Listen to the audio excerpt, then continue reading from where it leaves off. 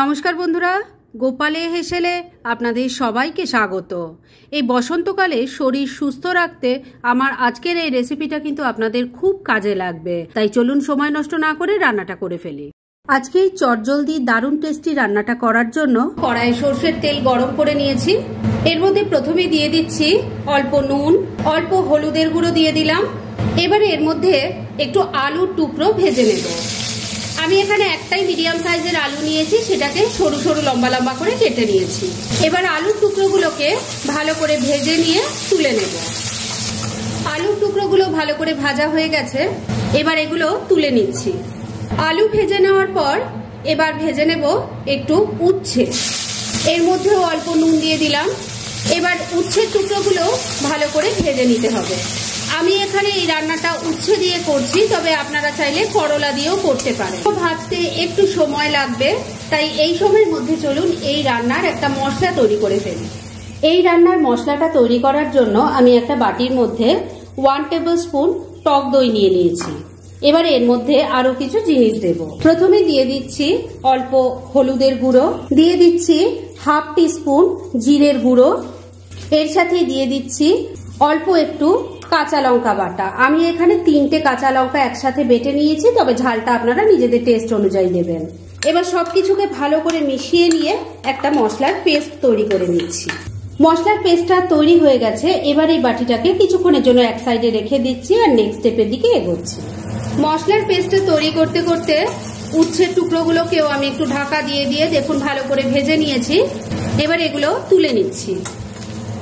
উচ্ছে আলু ভেজে তুলে নেওয়ার পর যতটুকু তেল আছে তার মধ্যেই বাকি রান্নাটা হয়ে যাবে। এর মধ্যে প্রথমেই দিয়ে দিচ্ছি অল্প পাঁচফোড়ন। পাঁচফোড়নটা ফুটে উঠলে দিয়ে দিচ্ছি একটা ছোট সাইজের টুকরো করা টমেটো।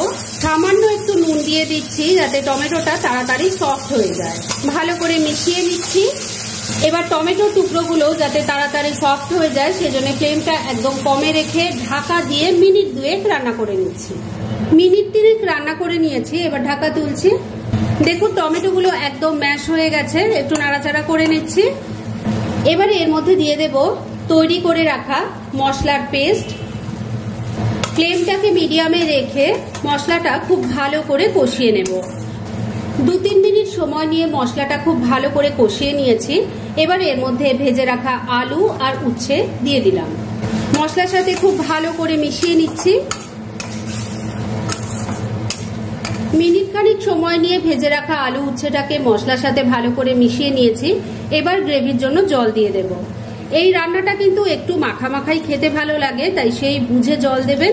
আর আলু উচ্ছে সব ভালো করে তো ভাজাই আছে, তাই জল কিন্তু বেশি লাগবে না।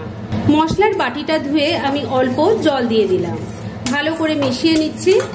আমি এর মধ্যে কিন্তু এখন আর কোনো রকম নুনের ব্যবহার করব না, কেননা আগেও খানিকটা নুন দিয়েছি। তাই মাঝে আমি একবার টেস্ট করে দেখব, যদি দরকার হয় তখন দেব।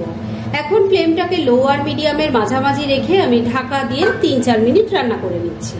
মিনিট 5 রান্নাটা হয়ে গেছে। এবার ঢাকা তুলছি। আমি কিন্তু মাঝে একবার ঢাকাটা তুলে একটু নুনটা চেক করে নিয়েছিলাম, আমার আর নুন দেওয়ার কিন্তু প্রয়োজন হচ্ছে না। এবার প্রথমেই দেখে নেব সবজি কেমন সেদ্ধ হয়েছে। আলু সুন্দর সেদ্ধ হয়ে গেছে, উচ্ছেও খুব ভালো মতো সেদ্ধ হয়ে গেছে, তার মানে রান্না কিন্তু মোটামুটি রেডি।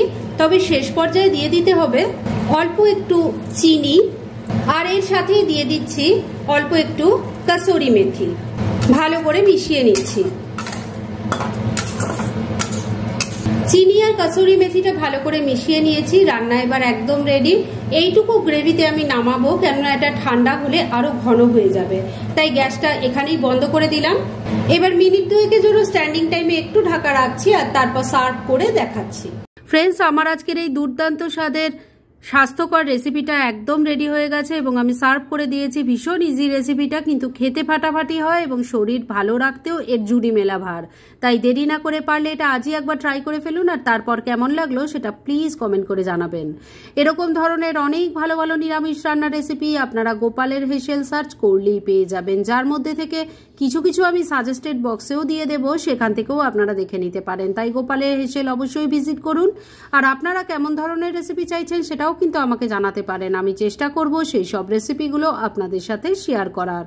আর আমার আজকের এই রেসিপি যদি আপনাদের ভালো লাগে আর ইউজফুল বলে মনে হয়, তাহলে যারা এখনও আমার চ্যানেলটাকে সাবস্ক্রাইব করেননি তারা প্লিজ সাবস্ক্রাইব করুন। তাহলে আজকের মতো এখানেই শেষ করছি। পরদিন আবার এরকমই কোনো ভালো রেসিপি নিয়ে চলে আসব।